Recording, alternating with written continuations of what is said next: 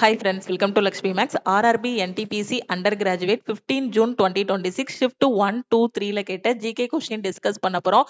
அடுத்தடுத்த ஷிஃப்ட் போறவங்க உங்களுக்கு முந்தின ஷிஃப்ட் வரைக்கும் என்னென்ன கொஸ்டின்ஸ் கேட்டிருக்காங்களோ அந்த கொஸ்டின்ஸ் அதுக்கு ரிலேட்டடான டாபிக்ஸ் லாஸ்ட் 8 மந்த்ஸோட கரண்ட் அஃபேர் வந்து படிச்சுட்டு போங்க. மே 7ல இருந்து ஜூன் 20 வரைக்கும் ஒவ்வொரு ஷிஃப்ட்லயும் கேட்ட கொஸ்டின்ஸோட PDF எனக்கு வேணுங்கிற ஸ்டூடெண்ட் இந்த நம்பரை லக்ஷ்மி மேக்ஸ்ன்னு சேவ் பண்ணிட்டு இந்த நம்பருக்கு ஐ வாண்ட் NTPC ஷிஃப்ட்னு மெசேஜ் பண்ணுங்க. ஸோ அந்த ஷிஃப்ட் கொஸ்டின்ஸோட ஃபீஸ் வந்து 99. நீங்க 99 பே பண்ணிட்டீங்க அப்படின்னா ஒவ்வொரு ஷிஃப்ட் முடிய உங்களுக்கு ஷிஃப்ட் கொஸ்டின்ஸோட PDF வந்து சென்ட் பண்ணிடுவோம். இப்போ வந்து மே 7ல இருந்து ஜூன் 16 வரைக்கும் இன்னைக்கு வரைக்கும் நடந்த ஷிஃப்டோட கொஸ்டின்ஸ் வந்து அவைலபிளா இருக்கு. ஸோ நீங்க டீமுக்கு காண்டாக்ட் பண்ணி வாங்கிக்கலாம். அதே மாதிரி இந்த 8 மந்த்ஸோட கரண்ட் அஃபேர் வேணுங்கிற ஸ்டூடெண்ட் CA கோர்ஸ்ல வந்து ஜாயின் பண்ணிக்கோங்க. CA கோர்ஸோட ஃபீஸ் வந்து லைஃப் டைமுக்கு 999. இப்போ இந்த 8 மந்த்ஸ் NTPCக்கான கரண்ட் அஃபேர் மட்டும் வேணுங்கிற ஸ்டூடெண்ட் 199 பே பண்ணி ஜாயின் பண்ணிக்கலாம். இந்த நம்பருக்கு I want NTPC CA message பண்ணுங்க. ஆகஸ்ட்ல RRB குரூப் டி எக்ஸாம் கன்ஃபார்மா நம்ம எதிர்பார்க்கலாம். இப்ப கரெக்டா 60 டேஸ் தான் டைம் இருக்கு. நம்ம ஆப்ல 75 டேஸுக்கான குரூப் டியோட லைவ் கிளாஸ் வந்து கொண்டு போயிட்டு இருக்கோம். இது ஆல் இன் ஒன் கோர்ஸ்ல தான் கொண்டு போயிட்டு இருக்கோம். இன்னும் குரூப் டிக்கு நான் படிக்கவே ஆரம்பிக்கலங்கிற ஸ்டூடெண்ட் இந்த லைவ் கிளாஸஸ்ல ஜாயின் பண்ணிக்கோங்க. ஆல் இன் ஒன் கோர்ஸோட ஃபீஸ் வந்து 2499 லைஃப் டைம் வேலிடிட்டி. இப்ப குரூப் டியோட லைவ் கிளாஸ்ல ஜாயின் பண்ற ஸ்டூடெண்ட் 1299 பே பண்ணி ஜாயின் பண்ணிக்கலாம். இந்த நம்பருக்கு ஐ வாண்ட் குரூப் டி லைவ்னு மெசேஜ் பண்ணுங்க. அதே மாதிரி குரூப் டியோட டெஸ்ட் பேட்ச்ல ஜாயின் பண்ற ஸ்டூடெண்ட் 499 பே பண்ணி நீங்க ஜாயின் பண்ணிக்கலாம். ஃபர்ஸ்ட் கொஸ்டின் பாருங்க. Which lens is used to correct long sightedness or hypermetropia? தூரப்பார்வை அல்லது ஹைப்பர்மெட்ரோபியாவை சரி செய்ய எந்த வில்லை பயன்படுத்தப்படுகிறதுன்னு கேட்டிருக்காங்க. ஸோ இதுக்கு ஆன்சர் என்ன அப்படின்னா கான்வெக்ஸ் லென்ஸ், குவி வில்லை. அதாவது நாம சின்ன வயசுல படிச்சிருப்போம் கிட்ட குழி தோண்டி தூர குவி அப்படின்னு நம்ம படிச்சிருப்போம். ஷார்ட்கட் தமிழ் மீடியம்க்கு சொல்லி கொடுத்துருப்பாங்க. கிட்ட குழி தோண்டி தூர குவி, அதாவது கிட்ட பார்வை அப்படின்னா நாம வந்து என்ன லென்ஸ் யூஸ் பண்ணணும் அப்படின்னா குழி லென்ஸ் வந்து யூஸ் பண்ணணும். தூர பார்வையை சரி பண்றதுக்கு நாம குவி லென்ஸ் வந்து யூஸ் பண்ணணும். கண்டிப்பா எக்ஸாம்ல இப்ப இதுல உங்களுக்கு என்ன கேட்டிருக்காங்க, தூர பார்வையை சரி செய்யறதுக்கு என்ன லென்ஸ் யூஸ் பண்ணணும்னு கேட்டிருக்காங்களா? அடுத்த ஷிப்ட்ல என்ன கேட்கலாம்னா கிட்ட பார்வையை சரி பண்றதுக்கு என்ன லென்ஸ் யூஸ் பண்ணலாம் அப்படின்னு கேட்கலாம். இல்லைன்னா ரெண்டுமே இருக்கு, அதாவது கிட்ட பார்வை தூர பார்வை ரெண்டுமே இருக்குன்னா அதை சரி பண்றதுக்கு என்ன லென்ஸுங்கிற மாதிரியும் கொஸ்டின் கேட்கலாம். அப்ப கிட்ட பார்வை அப்படின்னா குழி லென்ஸ், தூர பார்வை அப்படின்னா உங்களுக்கு குவி lens. Okay, hypermetropia. Okay, hypermetropia அப்படின்னா தூர பார்வை. ஓகே, தூர பார்வைனா தூரத்துல மட்டும் பார்வை இருக்கும், தூரத்துல உள்ள பொருள் மட்டும் தெரியும், பக்கத்துல உள்ள பொருள் வந்து தெரியாது. கிட்ட பார்வை அப்படின்னா பக்கத்துல உள்ள பொருட்கள் மட்டும் தெரியும், தூரத்துல இருந்து வர்றது வந்து என்னது தெரியாது. ஓகே, சோ இதுதான் இங்க டீடைல் எக்ஸ்பிளனேஷனா உங்களுக்கு வந்து நான் கொடுத்திருக்கேன். ஓகே, அதே மாதிரி உங்களுக்கு ரிலேட்டட் கொஸ்டின்ங்கும் போது which lens is used to correct short sightedness. Okay, short sightedness என்ன சொல்லுவோம் அப்படின்னா மயோபியா அப்படின்னு சொல்லுவோம். அப்ப அந்த ஷார்ட் சைட்டட்னஸ்க்கு என்ன லென்ஸ் வந்து யூஸ் பண்ணுவோம் அப்படின்னு பாத்தீங்கன்னா கான்கேவ் லென்ஸ். ஓகே, அதே மாதிரி which lens is used to correct presbyopia. Okay, presbyopia பாத்தீங்கன்னா bifocal lens. This occurs with aging, difficulty seeing both near and far object. பக்கத்துல உள்ளதும் தெரியாது, தூரத்துல உள்ளதும் தெரியாது. In this, the upper part contains a concave lens for distant vision and the lower part contains a convex lens. ஓகேவா, near விஷனுக்கு. அதாவது என்னன்னா presbyopia அப்படிங்கிறது பக்கத்துல இருக்கிறதும் தெரியாது, தூரத்துல இருக்கிறதும் தெரியாது. சோ இதை சரி பண்றதுக்கு குழியாடி குவியாடி ரெண்டுமே நம்ம வந்து யூஸ் பண்ணுவோம். குழி லென்ஸ் ரெண்டுமே நம்ம வந்து யூஸ் பண்ணுவோம். ஓகேவா. Okay, what is the distance of the near point for a normal eye? At what எவ்வளோ 25 centimeter. At what distance is the far point of the normal eye? எவ்வளோனா முடிவிலி, இன்ஃபினிட்டிவ். ஓகேவா. ஓகே, சோ தூர பார்வை அப்படிங்கிறது என்னது ஹைப்பர்பியா அப்படின்னு சொல்லுவோம். ஓகே, இது வந்து ஒரு கண் குறைபாடாகும். தூரத்துல உள்ள பொருள் எல்லாமே தெளிவா தெரியும், பக்கத்துல உள்ள பொருள் வந்து தெரியாது. இததான் நம்ம வந்து தூர பார்வை அப்படின்னு சொல்லுவோம். ஓகே, அப்ப தூர பார்வை வந்து எதை வச்சு நாம சரி பண்ணலாம் அப்படின்னா, அப்ப தூர பார்வை பாத்தீங்கன்னா நாம குவி லென்ஸ் வச்சு நாம வந்து என்ன பண்ணலாம், சரி பண்ணலாம். ஓகே, சோ இந்த குவி லென்ஸ் வச்சு பாத்தீங்கன்னா ஒளிக்கதிர்கள் கண்ணுக்குள் நுழையும் முன்பே குவிக்கிறது. இதனால் பிம்பம் சரியாக விழித்திரையின் மேல் விழுந்து பார்வை தெளிவாகிறது. இதே மாதிரி கிட்ட பார்வை இருக்கு அப்படின்னா அதை சரி செய்ய என்ன வில்லை பயன்படுத்தப்படுகிறது அப்படின்னு பாத்தீங்கன்னா என்னது குழி வில்லை, அதாவது குழி லென்ஸ், கான்கேவ் லென்ஸ். இதில் அருகில் கிட்ட பார்வைனா என்னது, கிட்டத்துல உள்ளது தெரியும், பக்கத்துல உள்ளது தெரியும், தூரத்துல உள்ளது தெரியாது. அருகில் உள்ளவை தெளிவாகவும் தொலைவில் உள்ளவை மங்க மங்கலாகவும் தெரியும். பிம்பம் விழித்திரைக்கு முன்னால் உருவாவதால் இதை வந்து கான்கேவ் லென்ஸ் குழி வில்லை பயன்படுத்தி சரி பண்ணலாம். அடுத்து வந்து பிரஸ்பயோபியா அப்படிங்கிறது பாத்தீங்கன்னா கிட்ட பார்வை தூர பார்வை ரெண்டு குறைபாடும் வந்து ஏற்படக்கூடியது. இரு குவிய வில்லை வந்து இதுக்கு பயன்படுத்துவோம். இது வயது முதிர்வின் காரணமாக அருகிலும் தொலைவிலும் உள்ள ரெண்டு பொருட்களை பாக்குறதுலயுமே என்ன இருக்கும், கொஞ்சம் சிரமமா இருக்கும். இதனால பாத்தீங்கன்னா மேல் பகுதியில குழி லென்ஸும் கீழ் பகுதியில வந்து குவி லென்ஸும் வச்சிருப்பாங்க. இதனால கிட்ட பார்வை தூர பார்வை குறைபாடு ரெண்டையுமே சரி செய்யலாம். மனித கண்ணோட சாதாரண கண்ணிற்கான அண்மை புள்ளியோட தொலைவு எவ்வளவு அப்படின்னு பாத்தீங்கன்னா 25 சென்டிமீட்டர். சோ நம்ம அதே இது தூரத்துல இருக்கக்கூடிய அதாவது ஃபார் பாயிண்ட் எவ்வளவு அப்படின்னு பாத்தீங்கன்னா முடிவிலி. ஓகே, அடுத்த கொஸ்டின் பாருங்க. What was the primary reason for the sharp decline in the circulation of gold coins during the post Gupta period? குப்தர்களுக்கு பிந்தைய காலத்துல தங்க நாணயங்களோட புழக்கம் வந்து கடுமையாக குறைந்தது. இதற்கு முக்கிய காரணம் என்னன்னு கேட்டிருக்காங்க. இதுக்கான காரணம் என்ன அப்படின்னா சர்வதேச வர்த்தகத்துல வீழ்ச்சி மற்றும் ரோமானிய வர்த்தகத்தோட முடிவு. இதுதான் அதுக்கான காரணம். ஓகேவா? ஓகே, சோ குப்த காலத்துக்கு பிறகு தங்க நாணயங்களோட புழக்கம் குறைந்ததற்கு காரணம் நீண்ட தூர வர்த்தகத்துல ஏற்பட்ட வீழ்ச்சி மற்றும் ரோமானிய பேரரசுடனான வர்த்தகம் வந்து முடிவுக்கு வந்தது. ஓகே, இதனால பாத்தீங்கன்னா நாட்டுக்கு வரக்கூடிய தங்கத்தோட அளவு வந்து குறைஞ்சிச்சு. சோ இதனால என்ன ஆச்சு, தங்க நாணயங்கள் வெளியிடுவது வந்து கம்மியாகிச்சு. Which year was the 89th Amendment Act of Indian Constitution enacted? இந்திய அரசியலமைப்போட 89வது திருத்த சட்டம் எந்த ஆண்டில் இயற்றப்பட்டதுன்னு கேட்டிருக்காங்க. எந்த வருஷம் அப்படின்னா 2003ல. 89th Constitutional Amendment Act of the Indian Constitution was passed in the year 2003. Through this historic amendment, the erstwhile combined National Commission for Scheduled Caste and Scheduled Tribes was bifurcated into two separate national commissions. National Commission for Scheduled Caste, National Commission for Scheduled Tribes ன்னு பிரிச்சாங்க. Under this article 338 of the constitution was amended and a new article என்னது 338A வந்து என்ன பண்ணாங்க, அதுல வந்து add பண்ணாங்க. Okay, இதே மாதிரி இதுக்கு ரிலேட்டடான கொஸ்டின் பாத்தீங்கன்னா by which constitutional amendment was separate National Commission for Scheduled Tribes ன்னு கேட்கலாம். 89th Constitutional Amendment Act 2003. Okay, அதே மாதிரி எந்த இதுபடி என்ன பண்ணிருக்கலாம், national commission for which article of Indian Constitution related to National Commission for Scheduled Tribes? என்ன article? Article 338A. Okay, so Tamil medium பாருங்க. இந்திய அரசியலமைப்போட 89வது அரசியலமைப்பு திருத்த சட்டம் 2003ல வந்து நிறைவேற்றப்பட்டது. இது வரலாற்று சிறப்புமிக்க திருத்தத்தின் மூலமாக ஒருங்கிணைந்த பட்டியலின பழங்குடியினருக்கான தேசிய ஆணையம் வந்து பிரிக்கப்பட்டது. அதுல பாத்தீங்கன்னா பட்டியல் இனத்தவருக்கான அதாவது ஷெட்யூல் காஸ்ட் இருக்காங்க இல்லையா, அவங்களுக்கான தேசிய ஆணையம், அதுக்கப்புறம் வந்து ட்ரைப்ஸ் ஷெட்யூல் ட்ரைப்ஸ் இருக்காங்க இல்லையா, அவங்களுக்கான தேசிய ஆணையம்னு பிரிச்சாங்க. இதுபடி பாத்தீங்கன்னா 338வது விதி திருத்தப்பட்டு அதுக்கு கீழே 338A புதிய விதியும் வந்து சேர்க்கப்பட்டது. ஓகே, இது எப்ப நடைமுறைக்கு வந்ததுன்னா 19 பிப்ரவரி 2004ல. ஓகே, எந்த அரசியலமைப்பு திருத்தத்தின் மூலமாக பழங்குடியினருக்கான தேசிய ஆணையம் நிறுவப்பட்டது அப்படின்னு பாத்தீங்கன்னா 89வது அரசியலமைப்பு திருத்த சட்டம். இந்திய அரசியலமைப்போட எந்த விதி பழங்குடியினருக்கான தேசிய ஆணையத்துடன் தொடர்புடையது அப்படின்னா 338A. ஓகே, அடுத்த கொஸ்டின் பாருங்க. Under which article of constitution is the office of the attorney general of India provided? Okay, so எல்லாமே பாத்தீங்கன்னா நம்ம ஆல் இன் ஒன் கோர்ஸ்ல பாலிட்டில டிஸ்கஸ் பண்ணதான். கரெக்டா அந்த ஆர்டிகிள் அது எந்த பார்ட்டுங்கிறத படிச்சிருந்தீங்கனாலே நம்ம வந்து பாலிட்டில ஈஸியா மார்க் வாங்கிடலாம். இந்திய அரசியலமைப்போட எந்த விதியின் கீழ் இந்திய அரசின் தலைமை வழக்குரைஞர் அட்டார்னி ஜெனரல் ஆஃப் இந்தியாவோட பதவிக்கான ஏற்பாடு செய்யப்பட்டுள்ளது? எந்த ஆர்டிகிள் அப்படின்னா article 76. The provision for the Attorney General of India is made under Article 76. எந்த பார்ட்ல சொல்லியிருக்கோம் அப்படின்னா பார்ட் 5ல. ஓகே, attorney general is appointed by the president of India. Attorney ஜெனரலை வந்து அப்பாயிண்ட் பண்றது யாரு? பிரசிடென்ட் ஆஃப் இந்தியா அப்பாயிண்ட் பண்றாங்க. ஓகே, ஓகே, அவங்களோட டென்யூர் பாத்தீங்க அப்படின்னு பாத்தீங்கன்னா constitution does not fix a definite tenure for the attorney general. They hold office during the pleasure of the president. ஓகேவா, பிரசிடென்ட்டோட விருப்பத்தின் பேர்ல அவங்க வந்து எத்தனை ஆண்டு காலம்னாலும் என்ன பண்ணலாம், பதவியில வந்து இருக்கலாம். ஓகே, அவங்க வந்து சர்வீஸ் பண்ணலாம். ஓகே, அதே மாதிரி பிரசிடென்ட் வந்து எந்த டைம்னாலும் அவங்கள வந்து என்ன பண்ணிக்கலாம், ரிமூவ் பண்ணிக்கலாம். ஓகேவா, சோ அவங்க எப்படி அவங்கள அப்பாயிண்ட் பண்றாங்க அப்படின்னு பாத்தீங்கன்னா அட்டார்னி ஜெனரல் ஆஃப் இந்தியாவா இருக்கணும்னா a person appointed to this post must have the same qualification required to become a judge of the supreme court. Supreme court ஜட்ஜுக்கு என்ன குவாலிபிகேஷனோ அந்த குவாலிபிகேஷன் தான் இவங்களுக்கும் இருக்கணும்.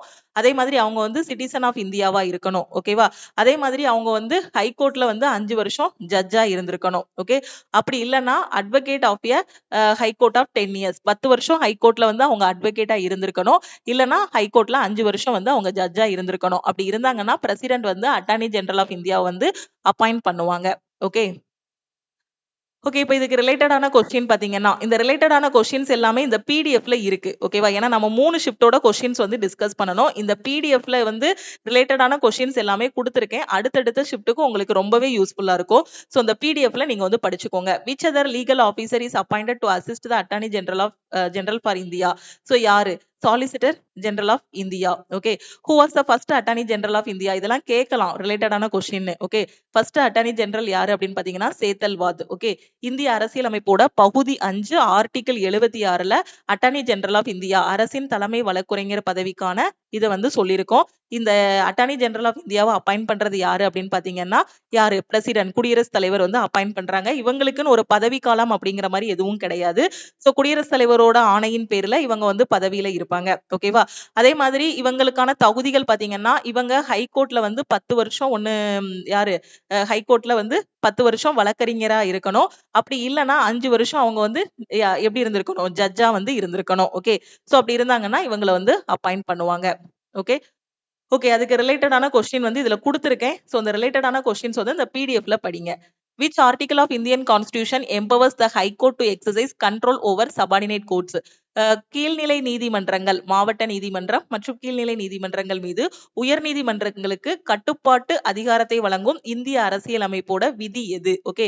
சோ அந்த உயர் நீதிமன்றங்களுக்கு கீழே இந்த மாவட்ட நீதிமன்றங்கள், அதுக்கு கீழே வரக்கூடிய நீதிமன்றங்கள் வந்து வரலாம் அப்படிங்கிறது ஒரு விதியில வந்து சொல்லியிருக்கோம். அது எந்த ஆர்டிகிள் அப்படின்னு பாத்தீங்கன்னா ஆர்டிகிள் 235ல வந்து சொல்லியிருக்கோம். Okay.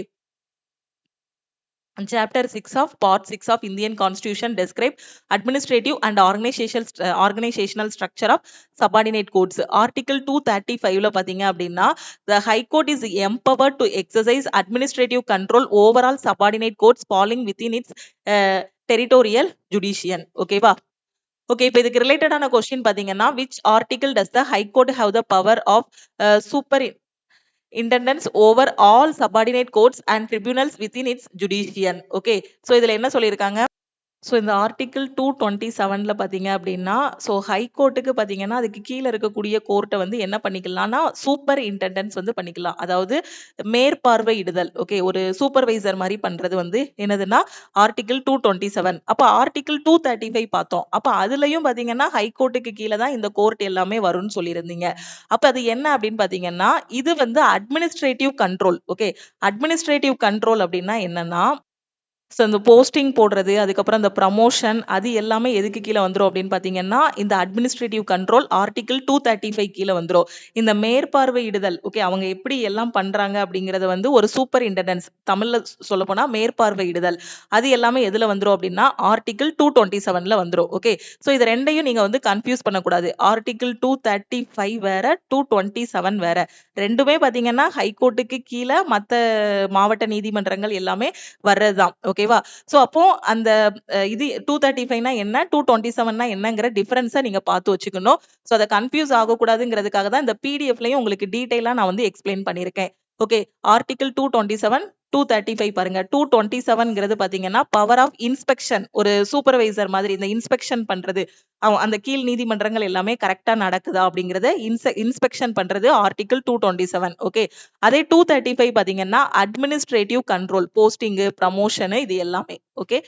Under which article and by whom are district judges appointed. ஓகேவா?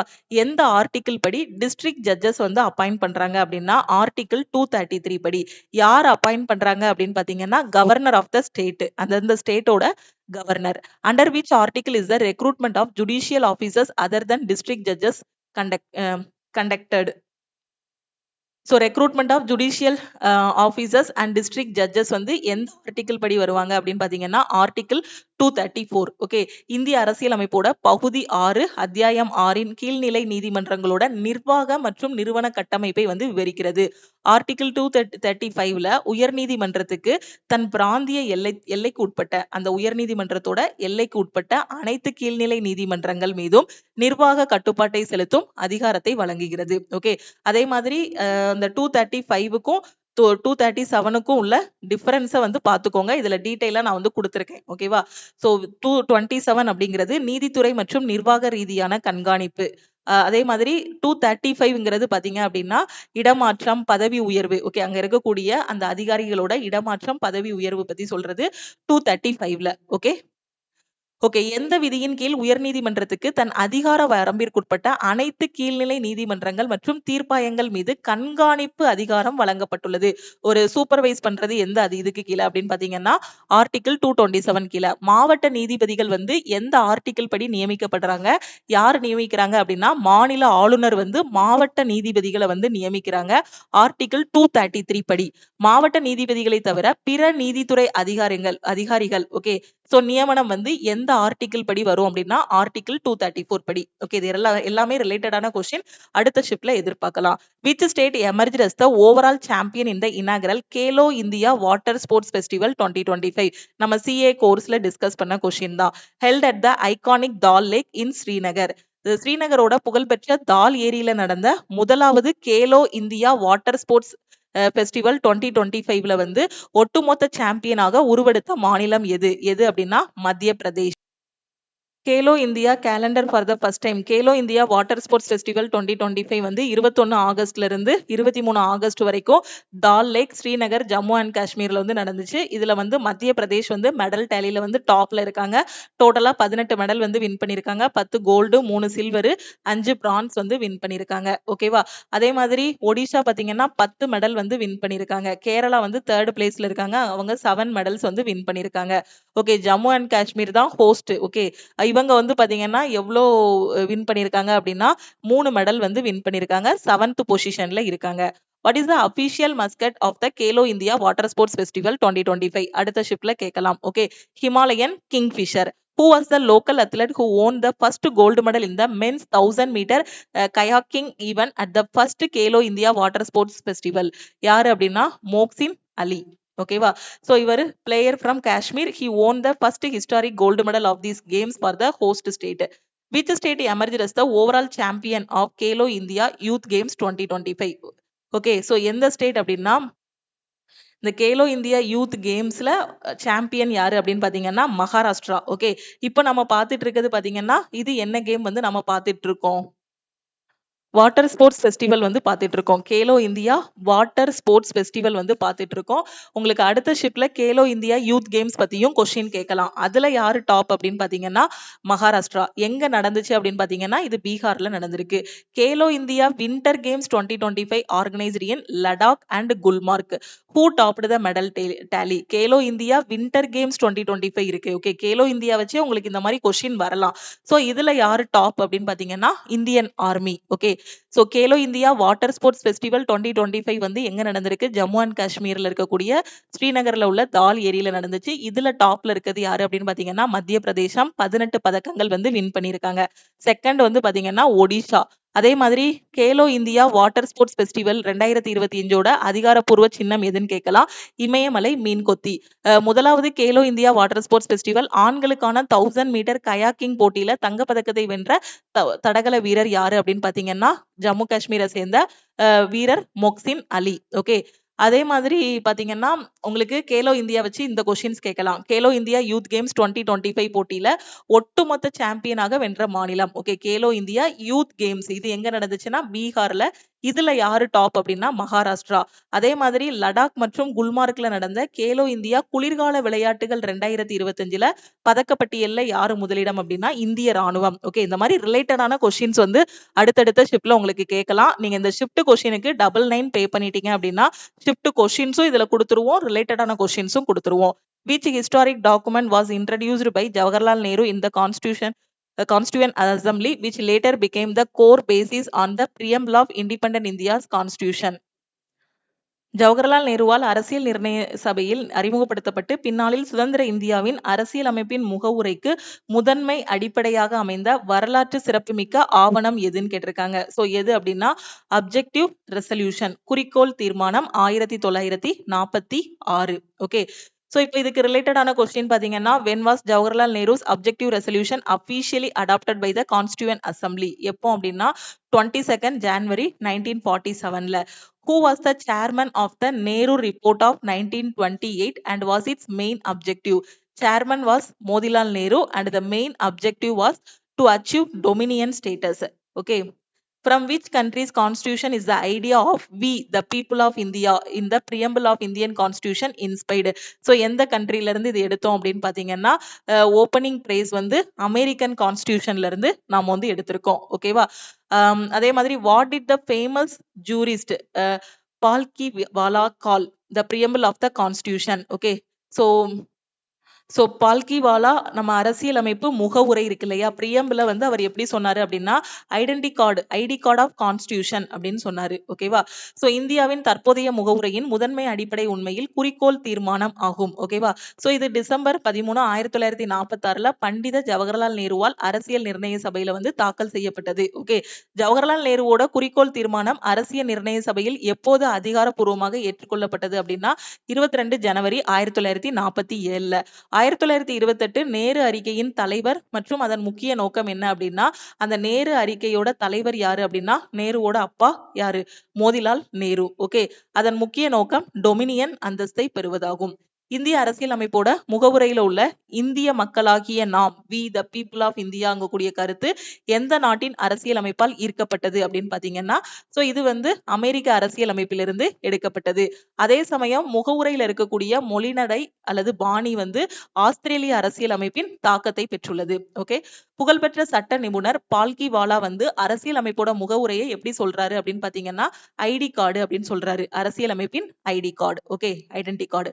How many tiers of the Panchayat Raj system were proposed by the Balwant Rai Mehta committee 1957? Balwant Rai Mehta குழு இந்தியாவில் எத்தனை அடுக்குகளை கொண்ட பஞ்சாயத்து ராஜ் முறையை நிறுவ பரிந்துரைத்துள்ளது? சோ எத்தனை அப்படின்னு பாத்தீங்கன்னா 3 tier சிஸ்டம். ஓகேவா? ஓகே. அடுத்த கொஸ்டின் பாருங்க. சோ 3 டயர்ங்கும் போது உங்களுக்கு தெரியும் village level, block level, district level, கிராம பஞ்சாயத்து, பஞ்சாயத் சமிதி, ஜில்லா பரிஷாத். ஓகேவா? சோ இதோட டீடைல் எக்ஸ்பிளனேஷன் எல்லாமே இந்த பிடிஎஃப்ல இருக்கு. சோ கரெக்டா இதை ரீட் பண்ணிட்டீங்கன்னா அடுத்தடுத்த ஷிஃப்ட்டுக்கும் உங்களுக்கு ரொம்பவே யூஸ்ஃபுல்லா இருக்கும். ஓகே. இதை பேஸ் பண்ண நம்ம கொஸ்டின்ஸ் பார்த்தோம் அப்படின்னா, based on the recommendation of Balwant Rai Mehta committee, which state was the first to implement the Panchayat Raj system in India? It was inaugurated by the Prime Minister Jawaharlal Nehru on 2nd October 1959 in Nagpur district of Rajasthan. Immediately after this, Andhra Pradesh became the second state to adopt it. So second state வந்து யாருன்னா ஆந்திர பிரதேஷ் வந்து அதை adapt பண்ணியிருக்காங்க. அதே மாதிரி இந்த panchayat raj system first எந்த ஸ்டேட்ல இது பண்ணாங்க அப்படின்னா ராஜஸ்தான்ல. Okay. In contrast to the Balwant Rai Mehta committee, which committee recommended 2 tier panchayat raj system? Okay. So Balwant Rai Mehta committee வந்து 3 tier பஞ்சாயத்து ராஜ் சிஸ்டம் வந்து கொண்டு வந்தாங்க. 2 tier பஞ்சாயத்து ராஜ் சிஸ்டம் வந்து யாரு கொண்டு வந்தாங்கன்னா Ashok மேக்தா committee 1977ல. Ashok Mehta Committee advocated for the creation of Zilla Parishad at the district level and a Mandal Panchayat for a group of villages. Who is known as the father of local self-government in India? ஓகேவா? So யாரு father of local self government, அதாவது உள்ளாட்சி அமைப்போட தந்தை அப்படின்னு யாரை சொல்லுவோம் அப்படின்னா ரிப்பன் பிரபு, லார்ட் ரிப்பன். ஓகேவா? ஓகே. தமிழ் மீடியமுக்கும் இதே எக்ஸ்பிளனேஷன் தான் அப்படியே கொடுத்திருப்போம். இந்திய அரசு ஜனவரி 1957ல சமூக மேம்பாட்டு திட்டம் மற்றும் தேசிய விரிவாக்க பணி ஆகியவற்றின் செயல்பாடுகளை ஆராய்வதற்காக பல்வந்த் ராய் மேத்தா தலைமையில ஒரு குழுவை வந்து அமைத்தது. ஓகேவா? சோ ஜனநாயக விகேந்திரீகரன் திட்டத்தை பரிந்துரைத்தது. இதைத்தான் நம்ம வந்து பஞ்சாயத்து ராஜ் அப்படின்னு வந்து சொல்றோம். இதை வந்து 3 இதா வந்து பிரிக்காங்க. கிராம நிலை, பிளாக் லெவல் வட்டார நிலை, மாவட்ட நிலை அப்படிங்கிற மாதிரி 3 இதா வந்து பிரிக்கிறாங்க. ஓகே. சோ இதுல வந்து பல்வந்த் ராய் மேத்தா பரிந்துரையின் பேர்ல கொண்டு வரப்பட்ட இந்த பஞ்சாயத்து ராஜ் சிஸ்டம் வந்து எந்த ஸ்டேட்ல ஃபர்ஸ்ட் வந்துச்சு அப்படின்னு பாத்தீங்கன்னா ராஜஸ்தான்ல. செகண்ட் வந்து பாத்தீங்க அப்படின்னா எங்க வந்துச்சு அப்படின்னா ஆந்திர பிரதேசத்துல வந்து செகண்ட் வந்திருக்கு. ஓகேவா? அதே மாதிரி 2 tier பஞ்சாயத்து ராஜ் முறையை அறிமுகப்படுத்திய குழு எது அப்படின்னு பாத்தீங்கன்னா அசோக் மேக்தா குழு. ஓகேவா? உள்ளாட்சி அமைப்புகளின் தந்தை அப்படின்னு யாரை சொல்லுவோம் அப்படின்னு பாத்தீங்கன்னா ribbon Prabhu. October 2024, Union Cabinet chaired by Prime Minister Modi approved conferring the status of classical language to which of the following languages? October 2024ல பிரதமர் நரேந்திர மோடி தலைமையிலான மத்திய அமைச்சரவை எந்த மொழிக்கு செம்மொழி அந்தஸ்து வழங்க ஒப்புதல் அளித்தது? கொஸ்டின் ரிப்பீட் ஆயிருக்கு. ப்ரீவியஸ் ஷிஃப்டோட கொஸ்டின் வந்து ரிப்பீட் ஆயிருக்கு. ஸோ 2024ல எந்த மொழிக்கு செம்மொழி அந்தஸ்து கொடுத்தாங்க அப்படின்னா மராத்தி. நம்ம டெய்லி அனாலிசிஸ் பாத்தீங்கன்னாலே உங்களுக்கு தெரிஞ்சிருக்கும். October 3, 2024, Government of India declared 5 new languages as a classical languages. Marathi, பலி, பிராக்ரித், அசாமீஸ், பெங்காலி இது எல்லாத்துக்கும் பாத்தீங்கன்னா செம்மொழி அந்தஸ்து வந்து கொடுத்துச்சு. நம்ம தமிழுக்கு பாத்தீங்கன்னா 2004லயே செம்மொழி அந்தஸ்து கிடைச்சிருச்சு. சான்ஸ்கிரித்துக்கு 2005ல, கன்னடாவுக்கு 2008ல, தெலுங்குக்கு பாத்தீங்கன்னா 2008ல, மலையாளம் வந்து 2013ல செம்மொழி அந்தஸ்து வந்து கிடைச்சது. ஒடியாவுக்கு 2014ல. இந்த 2024ல பாத்தீங்கன்னா இந்த 5 லாங்குவேஜஸ்க்கு ஓகே மராத்தி, பலி, பிராக்ரித், அசாமீஸ், பெங்காலி இதுக்கு வந்து செம்மொழி அந்தஸ்து வந்து கிடைச்சிருக்கு. தமிழ் மீடியமுக்கும் அந்த டீடைலான எக்ஸ்பிளனேஷன் இதை தான் கொடுத்திருக்கேன். ஓகேவா? தமிழுக்கு 2004ல, சமஸ்கிருதத்துக்கு 2005ல, கன்னடாவுக்கு 2008. நான் சொன்னேன் பாத்தீங்களா ஒரு ஷிஃப்ட்ல தமிழுக்கு எப்போ செம்மொழி அந்தஸ்து கிடைத்தது அப்படின்னு கேட்டிருந்தாங்க. சோ இப்போ அதுக்கு ரிலேட்டடான கொஸ்டின் அப்படி கேட்டிருக்காங்க பாருங்க. மலையாளத்துக்கு 2013, ஒடியாவுக்கு 2014ல வந்து செம்மொழி அந்தஸ்து கிடைச்சது. Who administers the oath of office to the pro tem speaker in the newly elected Lok Sabha? புதிதாக தேர்ந்தெடுக்கப்பட்ட மக்களவையில தற்காலிக சபாநாயகருக்கு பதவி பிரமாணம் செய்து வைப்பவர் யார்? யாரு அப்படின்னு பாத்தீங்கன்னா இந்திய குடியரசுத் தலைவர். ஓகேவா? சோ இதுக்கு ரிலேட்டடான கொஸ்டின்ஸ் எல்லாமே இதுல கொடுத்திருக்கேன். நீங்க இந்த பிடிஎஃப்ல பாத்துக்கோங்க. ஏன்னா நம்ம இந்த ரிலேட்டடான கொஸ்டின்ஸ் எல்லாமே இன்னும் டிஸ்கஸ் பண்றோம்னா 3 ஷிஃப்டோட கொஸ்டின்ஸும் நம்ம வந்து என்ன பண்ண முடியாது, கொஞ்சம் டிலே ஆகும். Okay. As of 2022, which of the following were recognized as classical languages in India? 2022ஆம் ஆண்டின்படி பின்வருவனவற்றுள் எவை செம்மொழிகளாக அங்கீகரிக்கப்பட்டிருந்தனன்னு கேட்டிருக்காங்க. 2022 வரைக்கும் எது செம்மொழியாக அங்கீகரிக்கப்பட்டிருந்தது அப்படின்னா இதுல எந்த ஆப்ஷன் உங்களுக்கு கரெக்டா இருக்கும்? 2, 3, 4 இப்பதான் பார்த்தோம். மராத்திக்கு 2024ல தான் செம்மொழி அந்தஸ்து வந்து கொடுத்தாங்க. அதுக்கு முன்னாடி வரைக்கும் கன்னடா, ஒடியா, தமிழ் இதுக்கு தான் பாத்தீங்கன்னா செம்மொழி அந்தஸ்து வந்து இருந்திருக்கு. அததான் இங்க டீடைலா நான் வந்து சொல்லியிருக்கேன். தமிழுக்கு 2004 ஃபர்ஸ்ட் கிளாசிக்கல் லாங்குவேஜ். சோ நமக்கு தான் ஃபர்ஸ்ட் செம்மொழி அந்தஸ்து வந்து கிடைச்சது. அதுக்கப்புறம் 2005ல சான்ஸ்கிரிட், கன்னடாவுக்கு 2008, தெலுங்குக்கு 2008, மலையாளத்துக்கு 2013, ஒடியாவுக்கு 2014ல செம்மொழி அந்தஸ்து வந்து கிடைச்சது. Malaria is caused by which type of pathogens? ஓகேவா? எந்த நோய் கிருமிகளால் மலேரியா வந்து ஏற்படுகிறது அப்படின்னு கேட்டிருக்காங்க. மலேரியா ஏற்படுவதற்கு காரணம் என்ன அப்படின்னு பாத்தீங்கன்னா என்னது? புரோட்டோசோவா. ஓகே. சோ மலேரியா ஏற்படுவதற்கு காரணம் என்ன அப்படின்னா புரோட்டோசோவா. புரோட்டோசோவாவால் ஏற்படக்கூடிய ஒரு நோயாகும். இந்த நோய் பிளாஸ்மோடியம் எனப்படும் ஒரு செல் புரோட்டோசோவா ஒட்டுண்ணியால் ஏற்படுகிறது. ஓகே. பாதிக்கப்பட்ட பெண் அனாபிலிஸ் கொசு கடிப்பதன் மூலமாக இந்த நோய் வந்து ஏற்படுகிறது. How many saplings were targeted and planted by the Uttar Pradesh government under the Seva Parv campaign portal? Uttar Pradesh அரசால் சேவா பர்வ் இணையதளத்தின் கீழ் எவ்வளவு மரக்கன்றுகள் நட இலக்கு நிர்ணயிக்கப்பட்டு நடத்தப்பட்டது? இந்த கொஸ்டின் நம்ம கரண்ட் அஃபேருக்கான பிடிஎஃப் கோர்ஸ்லயும் டிஸ்கஸ் பண்ணிருக்கோம். யூடியூப்ல கரண்ட் அஃபேருக்கான ஷார்ட்ஸ் வந்து அப்லோட் பண்ணுவோம். ஓகே. அதுலயும் நாம வந்து என்ன பண்ணிருக்கோம், டிஸ்கஸ் பண்ணிருக்கோம். எவ்வளவு அப்படின்னு பாத்தீங்கன்னா 15 lakh சாப்லிங்ஸ் 15 லட்சம் மரக்கன்றுகள். உத்தரப்பிரதேச கவர்மெண்ட் வந்து சேவா பர்வ் கேம்பெயின் மூலமாக 15 லட்சம் மரக்கன்றுகளை வந்து என்ன பண்ணிருக்காங்க, டார்கெட் பண்ணி பிளான் பண்ணிருக்காங்க. Okay. What is the official name of South Asia's first dedicated Quantum Valley Tech Park being established in Andhra Pradesh? Andhra பிரதேசத்துல நிறுவப்பட்டு வரும் தெற்காசியாவின் முதலாவது பிரத்யேக குவாண்டம் வேலி தொழில்நுட்ப பூங்காவின் அதிகாரப்பூர்வ பெயர் என்னன்னு கேட்டிருக்காங்க. அமராவதி குவாண்டம் வேலி. அடுத்த கொஸ்டின் பாருங்க. According to the census 2011, which state India has the highest literacy rate? நான் சொன்னேன் சென்சஸ்ல இருந்து கொஸ்டின் கண்டிப்பா ஒவ்வொரு ஷிஃப்ட்டுக்கும் வரும்னு சொன்னேன். சோ எல்லா ஷிஃப்ட்டுக்கும் பாருங்க மே 7ல இருந்து இப்போ மே 15 வரைக்கும் பாத்தீங்கன்னா எல்லா ஷிஃப்ட்டுக்கும் சென்சஸ்ல இருந்து ஏதாவது ஒரு கொஸ்டின் வந்திருக்கு.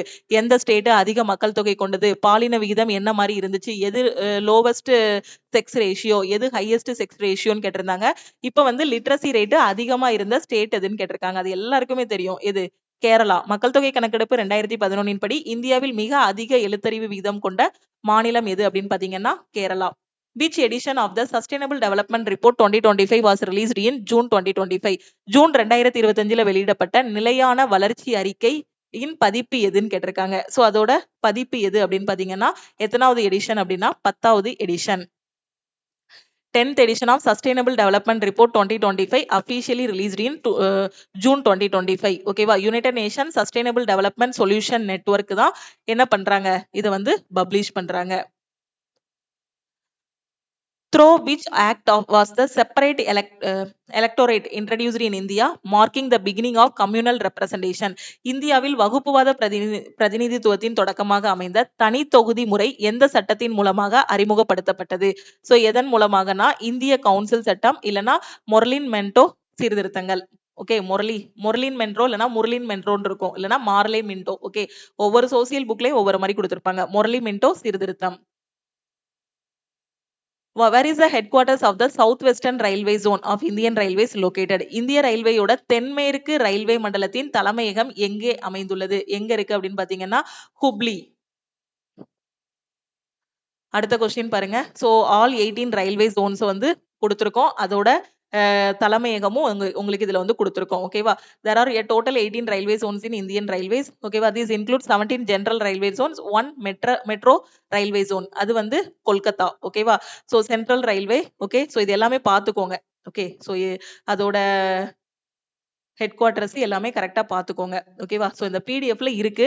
ஏன்னா இப்ப எக்ஸ்பிளைன் பண்ணோம் அப்படின்னா இன்னும் டைம் ஆகும். ஓகேவா, சோ இந்த பிடிஎஃப்ல இருக்கிறத அப்படி படிச்சிருங்க. சோ தமிழ் மீடியம் தனியா, இங்கிலீஷ் மீடியம் தனியா பெர்ஃபெக்ட்டா இதுல வந்து கொடுத்திருப்போம். நம்ம டீமுக்கு கான்டாக்ட் பண்ணி பிடிஎஃப் வாங்கிக்கோங்க. அடுத்த கொஸ்டின் பாருங்க. Who is the current Secretary General of the Commonwealth? Commonwealth அமைப்போட தற்போதைய பொதுச் செயலாளர் யாருன்னு கேட்டிருக்காங்க. யாரு அப்படின்னா Shirley Ayorkor Botchwey. Okay, so இவர் தான் காமன்வெல்த் அமைப்போட தற்போதைய secretary general. Okay, Shirley Ayorkor Botchwey. Okay, இவருக்கு முன்னாடி யார் இருந்தாங்க அப்படின்னு பாத்தீங்கன்னா டாக்டர் பேட்ரிசியா ஸ்காட்லாந்து. ஓகே, இதோட ஹெட் குவார்டர்ஸ் எங்க இருக்கு அப்படின்னு பாத்தீங்கன்னா எங்க இருக்கு, மெல்போர்ன் ஹவுஸ், லண்டன். அடுத்த கொஸ்டின் பாருங்க.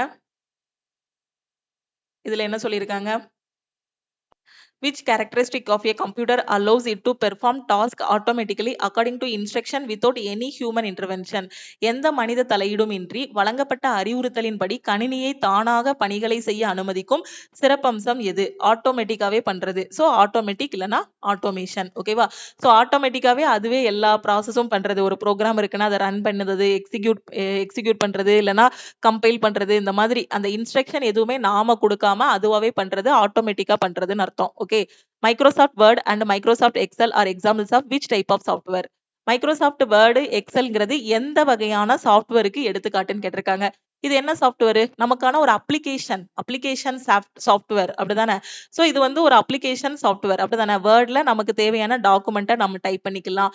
எக்ஸல்ல என்னென்ன வரவு செலவு கணக்கு இருக்கோ எல்லாத்தையும் போட்டு நாம வந்து இது பண்ணிக்கலாம். இது சிஸ்டம் சாஃப்ட்வேர் கிடையாது, ஓஎஸ் கிடையாது, யூட்டிலிட்டி சாஃப்ட்வேரும் கிடையாது. இது வந்து அப்ளிகேஷன் சாஃப்ட்வேர். ஓகே, அடுத்த கொஸ்டின் பாருங்க. which shortcut key is used to save a document in Microsoft Word or other application? Save பண்றதுக்கு என்னது? Control S. அப்படிதானே, நம்ம என்ன டாக்குமெண்ட் பண்ணாலும் கண்ட்ரோல் எஸ் பிரஸ் பண்ணி சேவ் பண்ணிட்டே இருப்போம். அப்படிதானே. சோ கண்ட்ரோல் ஓங்கிறது பாத்தீங்கன்னா டாக்குமெண்ட்டை ஓபன் பண்றதுக்கு control O. Okay, control P வந்து எதுக்குன்னா நம்ம ஒரு டாக்குமெண்ட் ஓபன் பண்ணிருக்கோம்னா அதை வந்து பிரிண்ட் பண்றதுக்கு. கண்ட்ரோல் வி எதுக்கு அப்படின்னு பாத்தீங்கன்னா பேஸ்ட் பண்றதுக்கு. ஒரு இடத்துல ஒரு டேட்டாவை காப்பி பண்ணிருக்கோம், கண்ட்ரோல் சி காப்பி பண்ணிட்டோம் அப்படின்னா இன்னொரு இடத்துல நம்ம பேஸ்ட் பண்றதுக்கு கண்ட்ரோல் வி வந்து யூஸ் பண்ணுவோம். இப்போ சேவ் பண்றதுக்கு பாத்தீங்க அப்படின்னா கண்ட்ரோல் எஸ். ஓகே, இங்க டீடைலா உங்களுக்கு எக்ஸ்பிளனேஷன் வந்து நான் கொடுத்திருக்கேன். இதுல நீங்க பாத்துக்கோங்க. சோ கரெக்டா லாஸ்ட் மினிட்ல இந்த பிடிஎஃப் ஆவது ரிவிஷன் பண்ணிட்டு போங்க.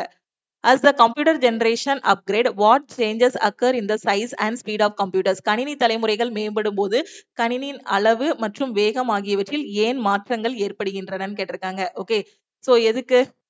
சோ என்ன மாதிரியான மாற்றம் இருக்கும் அப்படின்னு பாத்தீங்கன்னா ஃபர்ஸ்ட் கம்ப்யூட்டர் தயாரிக்கும் போது அது ஒரு ரூம் அளவுக்கு அவ்வளோ பெருசா இருந்துச்சு. அப்படிதானே. சார்லஸ் பாப்பேஜ் தன்னோட ஃபர்ஸ்ட் கம்ப்யூட்டர் தயாரிக்கும் போது பாத்தீங்கன்னா இப்போ கம்ப்யூட்டர் பாத்தீங்கன்னா எந்த அளவுக்கு நமக்கு சின்னதாயிருச்சு. அப்போ ஒவ்வொரு எவாலுவேஷன் ஒவ்வொரு இது வரும்போது பாத்தீங்கன்னா அதோட சைஸ் வந்து சின்னதாயிட்டே இருக்கும். அப்படிதானே. இப்போ லேப்டாப், பாம்டாப்னு ஒன்னொன்னா போயிட்டு இருக்கு. ஓகேவா, அப்ப அதோட சைஸ் சின்னதாகவும் at the same time speed வந்து என்ன ஆயிட்டு இருக்கும், இன்க்ரீஸ் ஆயிட்டு இருக்கும் ஒவ்வொரு இதுலயும். ஓகே, where was the 353rd governing body meeting of the International Labour Organization held? March 2025ல சர்வதேச தொழிலாளர் அமைப்போட கூட்டம் எங்கு நடைபெற்றதுன்னு கேட்டிருக்காங்க. சோ எங்க நடந்திருக்கு அப்படின்னா ஜெனீவா, சுவிட்சர்லாந்துல நடந்திருக்கு. Okay, which major initiative was launched in 2019 by India's Ministry of Housing and Urban Affairs to tackle climate change challenges and promote eco-friendly development in urban areas? பருவநிலை மாற்ற சவால்களை எதிர்கொள்ளவும் நகர்ப்புறங்கள்ல சூழல் நட்பு மேம்பாட்டை ஊக்குவிக்கவும் 2019ல இந்தியாவின் வீட்டு வசதி மற்றும் நகர்ப்புற விவகாரங்கள் அமைச்சகத்தால் தொடங்கப்பட்ட முக்கியமான திட்டம் எதுன்னு கேட்டிருக்காங்க. சோ என்ன திட்டம் அப்படின்னு பாத்தீங்கன்னா climate smart cities assessment framework. அடுத்த கொஸ்டின் பாருங்க. Which chemical compound is primarily used in photography? புகைப்பட கலையில் முதன்மையாக பயன்படுத்தப்படக்கூடிய வேதி சேர்மம் எது? எது அப்படின்னு பாத்தீங்கன்னா silver bromide. Okay, silver bromide. Silver bromide தான் போட்டோகிராஃபில வந்து யூஸ் பண்றாங்க. ஓகே, சில்வர் குளோரைடு வந்து mainly used to develop photos on photographic film and paper. Silver bromide is highly sensitive to light. Okay, பாரம்பரிய புகைப்பட கலையில் புகைப்பட பிலிம் மற்றும் காகிதத்துல புகைப்படங்களை உருவாக்குவதற்கு சில்வர் புரோமைடு மற்றும் சில்வர் குளோரைடு ஆகியவை பயன்படுத்தப்படுகிறது. ஓகே, ஓகே, இதுல என்ன சொல்லியிருக்காங்க? Arranges subdivisions of India's western coastal plains in the correct geographical order from north to south. இந்தியாவின் மேற்கு கடற்கரை சமவெளிகளின் துணை பிரிவுகளை வடக்கிலிருந்து தெற்காக சரியான வரிசையில் வரிசைப்படுத்துக. சோ வடக்கிலிருந்து தெற்காக அப்படின்னு பாத்தீங்கன்னா ஃபர்ஸ்ட் வந்து கத்தியவார் குஜராத் கடற்கரை. ஓகே, குஜராத் கோஸ்ட் வரும். அதுக்கப்புறம் பார்த்தோம் அப்படின்னா நமக்கு வந்து கொங்கன் கடற்கரை வரும். சோ இது ஃபர்ஸ்ட், இது வந்து ஃபர்ஸ்ட் வரும். ஓகே, சோ இது வந்து ஃபர்ஸ்ட் வரும். அதுக்கப்புறம் கொங்கன் கடற்கரை, அதுக்கப்புறம் பாத்தீங்கன்னா கன்னட கடற்கரை, அதுக்கப்புறம் வந்து மலபார் கடற்கரை. ஓகே, ஆப்ஷன் பி தான் correct. Western coastal plain of India is a narrow strip located between Western Ghats and Arabian Sea, which is divided from north to south in the following four major part. ஓகேவா? So first வந்து பாத்தீங்கன்னா Gujarat cost. So explanation கொடுத்துருக்கேன். அப்புறம் Konkan cost, அதுக்கப்புறம் வந்து Canada. Okay, Canara cost, அதுக்கப்புறம் வந்து பாத்தீங்கன்னா உங்களுக்கு மலபார் கோஸ்ட் வந்து இருக்கும். ஓகே, அதே மாதிரி இதுக்கு ரிலேட்டடான கொஸ்டின்ஸும் இதுல வந்து கொடுத்துருக்கேன். ஸோ ரிலேட்டடான கொஸ்டின் படிச்சுட்டு போங்க. அடுத்த ஷிஃப்ட்டுக்கு இந்த ரிலேட்டடான கொஸ்டின்ஸ்ல இருந்து உங்களுக்கு கொஸ்டின்ஸ் வந்து கேட்பாங்க. ஓகே, ஸோ ரிலேட்டடான கொஸ்டின் பாத்தீங்கன்னா உங்களுக்கு என்ன மாதிரி கேட்கலாம் அப்படின்னா தமிழ் மீடியம் பாருங்க. ஸோ இதுல டீடைலா 1 2 3 4 ஒரு 4 கொஸ்டின் ரிலேட்டடான கொஸ்டின் வந்து கொடுத்துருக்கேன். காயல்கள் அல்லது காயல் ஏரிகள் இந்தியாவின் எந்த கடற்கரையில் காணப்படுகிறது? ஸோ இந்த காயல் வந்து எங்க இருக்கு அப்படின்னு பாத்தீங்கன்னா கேரளா. அதே மாதிரி மேற்கு கடற்கரை சமவெளி மற்றும் கிழக்கு கடற்கரை சமவெளியின் அகலத்திற்கு இடையே உள்ள முக்கிய வேறுபாடு என்ன? அதற்கான புவியியல் காரணம் என்ன? சோ இதுவும் அடுத்த ஷிப்ட்ல உங்களுக்கு வந்து கொஸ்டினா கேட்கலாம். Which coastal stretch of India is world famous for its extensive presence of lagoons and brackish water backwaters? பரந்த அளவிலான களங்கள் அல்லது காயல் ஏரிகள் மற்றும் உவர்ப்பு நீர் ஏரிகளுக்கு உலக புகழ்பெற்ற இந்தியாவின் கடற்கரை பகுதி எது? எது அப்படின்னு பாத்தீங்கன்னா மலபார் கடற்கரை. Why was the partition of Bengal in 1905 by Lord Curzon opposed by Indian nationalists? 1905ல கர்சன் பிரபுவால் கொண்டு வரப்பட்ட வங்க பிரிவினை இந்திய தேசியவாதிகளால் ஏன் கடுமையாக எதிர்க்கப்பட்டது அப்படின்னு கேட்டிருக்காங்க. சோ இந்த வங்க பிரிவினை வந்து எதுக்கு கொண்டு வந்தாங்க? சோ எதனால கர்சன் பிரபு வந்து இது பண்ணாரு? அதுல வந்து இந்துக்களும் இருந்தாங்க, முஸ்லிம்ஸும் இருந்தாங்க. அப்ப அவங்களுக்கிடையே அந்த வகுப்புவாத பிரிவு அந்த மாதிரி இதை வந்து ஏற்படுத்தி அவங்கள பிரிக்கலாம், அந்த பிரித்தாளும் கொள்கையை கொண்டு வரலாம் அப்படிங்கிற மாதிரி தான் என்ன பண்ணாங்க? வங்க பிரிவினை வந்து கொண்டு வந்தாங்க. Okay, it divided Indians on communal lines and weaken the national movement. இது இந்தியர்களிடையே வகுப்புவாத ரீதியாக பிரிவினை ஏற்படுத்தி தேசிய இயக்கத்தை பலவீனப்படுத்தியது. ஓகேவா? So why nationalists opposed the partition of Bengal was that it created a rift among Indians on a religious basis and attempted to weaken the national movement. The British Viceroy Lord Curzon Prabhu used the excuse of administrative convenience, but the nationalists recognized the hidden policy of dividend rule. Okay, பிரித்தாளும் கொள்கை அதுக்குள்ள இருக்கிறத கண்டுபிடிச்சாங்க. In protest against this partition, the historic Swadeshi and boycott movement, சுதேசி இயக்கம் வந்துச்சு, was launched 7 August 1905 at the town hall in Calcutta. இதெல்லாம் அடுத்த ஷிப்ட்ல கேட்கலாம். which became India's first major mass movement. Okay, what official administrative reason Lord Curzon gave the implementing the partition of Bengal? Extremely large geographical size and massive population. so அதிகமான அளவு மக்கள் தொகை இருக்கிறதுனால எங்களால இது பண்ண முடியலன்னு நாங்க பிரிச்சோம் அப்படிங்கிற மாதிரி கர்சன் பிரபு சொன்னாரு. ஆனா நல்லா உள்ள பார்த்தோம் அப்படின்னா பிரித்தாளும் கொள்கை. Okay, how was 16 October 1905 observed in protest against the partition of Bengal? Okay, so as a day of mourning and Raksha Bandhan day. Call of Rabindranath Tagore, Hindus and Muslims tied threads on each other's wrist to display their unbreakable unity. Okay. So புரியுதா? So அதை வந்து ரக்ஷா பந்தன் டேயா கொண்டு வந்தாங்க. So பிரித்தாளும் கொள்கை மூலமா பிரிச்சுட்டாங்க. அதுக்கப்புறம் என்ன பண்ணாங்க அப்படின்னு பாத்தீங்கன்னா 16 அக்டோபர் 1905ல அந்த மாதிரி நம்ம வந்து ஒற்றுமையா தான் இருக்கோம் அப்படிங்கறத காட்டுறதுக்கு இந்த மாதிரி ரக்ஷா பந்தன் இது பண்ணுங்கன்னாரு. In which year and upon the arrival of which British monarch to India was the partition of Bengal revoked? 1911 during the Delhi Darbar of British monarch King George V. ஓகேவா? ஸோ தமிழ் மீடியமுக்கும் நான் டீட்டெயிலான எக்ஸ்பிளனேஷன் வந்து கொடுத்துருக்கேன். இதுல நீங்க பாத்துக்கோங்க. எந்த ஆண்டு British பேரரசின் இந்திய வருகையின் போது வங்க பிரிவினை ரத்து செய்யப்பட்டது அப்படின்னு பாத்தீங்கன்னா பிரிட்டிஷ் பேரரசர் 5ஆம் ஜார்ஜ் வி அவர்களோட டெல்லி தர்பாரின் போது 1911ல அந்த பிரிவினை வந்து ரத்து செய்யப்பட்டது. அப்படியே அந்த பிரிவினை ரத்து செஞ்சாலுமே அந்த 6 வருஷத்துல பாத்தீங்க அப்படின்னா அது ஒரு தாக்கமாவே தான் இருந்துச்சு. Okay. Where are the main administrative summits of European Union member states leaders usually held? ஐரோப்பிய ஒன்றியத்தின் உறுப்பு நாட்டு தலைவர்களின் முக்கிய நிர்வாக உச்சி மாநாடுகள் எங்கு நடத்தப்படுகிறதுன்னு கேட்டிருக்காங்க. எங்க அப்படின்னு பாத்தீங்கன்னா Brussels, பெல்ஜியம்ல. Which of the 17 sustainable development goals at the United Nations is related to affordable and clean energy? ஐக்கிய நாடுகள் சபையின் 17 நீடித்த நிலையான வளர்ச்சி இலக்குகளில் மலிவான மற்றும் தூய்மையான ஆற்றல் என்ற தலைப்புடன் தொடர்புடைய இலக்கு எதுன்னு கேட்டிருக்காங்க. சோ எது அப்படின்னு பாத்தீங்கன்னா SDG 7. அடுத்த கொஸ்டின் பாருங்க. சோ டீடைல் எக்ஸ்பிளனேஷன் இதுல இருக்கு. இந்த பிடிஎஃப்ல நீங்க வந்து படிச்சுக்கோங்க. அடுத்த கொஸ்டின்ல என்ன சொல்லிருக்காங்க? Which historic agreement was signed by Mahatma Gandhi with the British government in the year 1931? 1931ல மகாத்மா காந்தியால் பிரிட்டிஷ் அரசாங்கத்துடன் கையெழுத்திடப்பட்ட வரலாற்று சிறப்புமிக்க ஒப்பந்தம் எதுன்னு கேட்டிருக்காங்க. சோ 1931ல என்ன ஒப்பந்தம் வந்து நம்ம கையெழுத்திட்டோம்? சோ என்ன ஒப்பந்தம்? Gandhi Irwin pact, Gandhi Irwin ஒப்பந்தம் 1931 with Viceroy Lord Irwin and Gandhi. Okay. So Gandhi Irwin ஒப்பந்தம் பத்தி இதுல வந்து உங்களுக்கு டீடைல்டா நான் வந்து கொடுத்திருக்கேன். சோ இந்த பிடிஎஃப்ல நீங்க படிச்சிருங்க. அடுத்த கொஸ்டின் பாருங்க. The famous Indus Valley civilization site Dholavira is primarily renowned in history for which of its unique features?